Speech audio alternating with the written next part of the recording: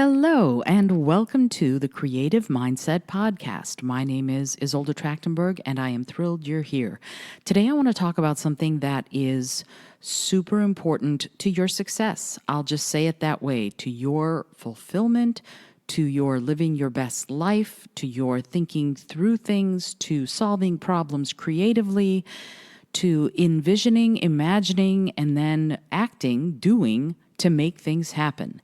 And it has a lot to do with what I'm calling the SPIT method. It's about strategic planning and integrated thinking. And here's what I mean by strategic planning. You want to be sure that you're not jumping willy-nilly from one thing to the next. Yes, I know that some people believe in synchronicity. For example, everything happens the way it should because that's how it happens and the universe works with me, et cetera, et cetera, et cetera. You know what? I think the universe works with you when you do a lot of the work. So in other words, if you're already doing the work, then yeah, you get help that seems to be coincidental or synchronistic or synergistic or whatever istic word you want to put in there. But really, ultimately, you've got to do the work and you've got to plan. But you also, before you plan, you have to strategize. Before you make concrete steps, you have to figure out which way you want to do things. And that's almost like playing chess. You know, you have to strategize what is the appropriate way. So I'm going to be talking a lot more about strategic planning in your life and in your career, in your relationships, in your friendships, in the way you treat children, adults, everyone, because it does take strategy and it takes planning. It takes figuring out what those steps are. And then I want to talk about integrated thinking. And integrated thinking is an interesting process, if you will. You've probably heard about being a left brain thinker or a right brain thinker. When we talk about that, we're talking about the hemispheres of the brain. So the left brain, the left hemisphere of the brain, is the part that governs language and linear thinking and more analytical approaches to things. And then there's the right brain, and it governs more of the sort of conceptual and creative, non-language oriented parts. So when you're thinking in the one or in the other, we tend to say, oh, left brain, I'm a left brain thinker. That means I'm much more analytical and I think step by step. Or I'm a right brain thinker and I'm very creative and whole thinking and all of that. Well, that's just a couple of different pieces of the puzzle. And I'm not going to get into the neuroscience of it all right now, even though there's a lot of very fascinating stuff out there about it. But I want to talk about something that I'm calling integrated thinking or whole brain thinking. And what's interesting is we might be thinking, oh, that means you put both the right and the left hemispheres of the brain together, and that's integrated thinking. Well, I'm going to go a step further. I'm going to say that it's both the left and the right, and also the back and the front. And here's what I mean by that. The temporal lobe that sits sort of towards the back part of your brain is where your memory is, your sense of time. And that is part of integrated thinking because you need to build on the shoulders of giants, and your experiences and your memories of those experiences are the shoulders. They are the giants that you're going to build your next steps on. Certainly, you want to learn from the experiences, the challenges, the errors, the victories, and you want to build on them. And it informs what you want to do. I've been talking a lot about what did you want to be when you were a child? Like, I want to be an astronaut. I wanted to be a spy. That was my big thing. I wanted to be a secret agent. But anyway, when you think about that, what did you want to be? How did you want your life to be when you were a kid? And what are the steps you've taken to make that happen? And what are the compromises you made over the years to sort of curtail that, to funnel yourself into what you ended up being? Someone just recently said that she wanted to own a flower shop, and instead she became an intellectual property specialist. And my first question was, how did you get from there to here? Like, what were those steps? Because it's fascinating. Over time, we might develop new interests. We might get new dreams, or we might have found that certain skills that we thought we would have, we weren't going to be able to build.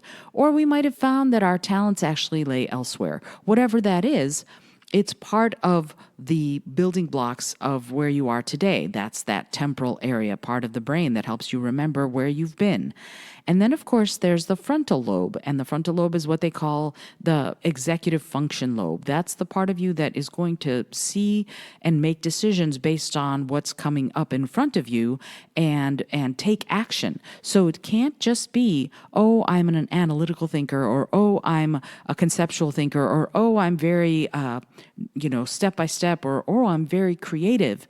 It has to also be from the past, which is that temporal lobe of the brain where you are looking at the memories and the experiences that you've already gone through and how they shape who you've been and who you are becoming every second of every day, but also the frontal lobe, which is the part of you that extrapolates, that sees into the future, that plans for the future, and that has that executive function feature that allows you to take steps to move into your future. I've been doing a lot of thinking about and writing on this topic in the current book I'm writing called Practical Creativity. And it's all about how to integrate from the left and the right and from the back to the front, all into the middle, and that integrated thinking that will let you envision what you want to do, learn from your past experience to see what you need to figure out, then take both the analytical left brain and the more conceptual right brain, bring them together and bring the frontal lobe into it with that planning feature, and then act on what you know, what you've learned, what you envision, and what your next steps are in order to build the life of your dreams. I'm super excited about writing this book because I think it's going to help develop that step-by-step process so that if you want to figure all of those things out, determine how you are going to learn from your past and analyze everything, conceptualize and envision what you are trying to build, and then have the executive function to plan for it and then act on it. All of that together is what allows you to start really thinking about things in a concrete way and make them happen from that integrated place. So it's strategic planning and integrated thinking.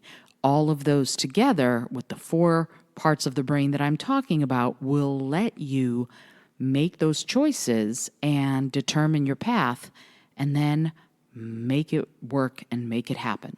So tell me, I'd love to hear from you. What do you think of this idea of combining the different parts of who you are, that analytical part and that conceptual part, the experience and also the far-seeing and acting, the part of you that will actually act and move? What do you think about that idea of that combining or integration of all of those so that you can move forward from that, again, integrated place? I'd love to hear from you. Let me know what you think. And if you have a story about, who you thought you wanted to be versus who you are now, and what the roadmap was to get from there to here, I'd love to hear about that too, because I think that's probably going to be at least a chapter in the book. What are the steps we took, and what are the compromises we made, and what are the dreams that we reached for in order to get to the lives we're living today? And more importantly, if you want to make changes to that life you're living today, how to use these 4 steps, these 4 parts of the brain, and the exercises I'm developing in the book to engage yourself in the dream and determine the path to make it happen. And what's more importantly, take action to do it. I hope you've enjoyed today's episode. My name is Isolde Trachtenberg. Please, if you have a story, I'd love for you to share it. Drop me a comment or a line. You can DM me or PM me. I'm at Isolde T just about everywhere except for Facebook, where I am at Isolde T Speaker. And please find me. Please let me know your story. I'd love to highlight it either in the book or perhaps on the podcast. We can interview you and get your story out there so that we can all learn from one another. And if you're enjoying this podcast, please rate and review it. Let me know, and it would be wonderful. It would mean the world to me if you would let me know and rate and review the show so that more people can hear about it, more people can get into that SPIT, S-P-I-T, strategic planning and integrated thinking, to build the life you want to live. Until next time, my name is Isolde Trachtenberg, and I send you all of my love. Thanks so much for joining me today. I really appreciate you being here. Please subscribe to the podcast if you're new, and please tell your friends about the community we're building here. Today's episode was produced by Isolde Trachtenberg and is copyright Isolde Trachtenberg 2019. Today's music was from Kevin MacLeod, Laser Groove, and Ave Marimba, brought to you by Creative Commons License 3.0. As always, please remember this is for educational and entertainment purposes only. Past performance does not guarantee future results, although we can always hope. Until next time, I send you all of my love.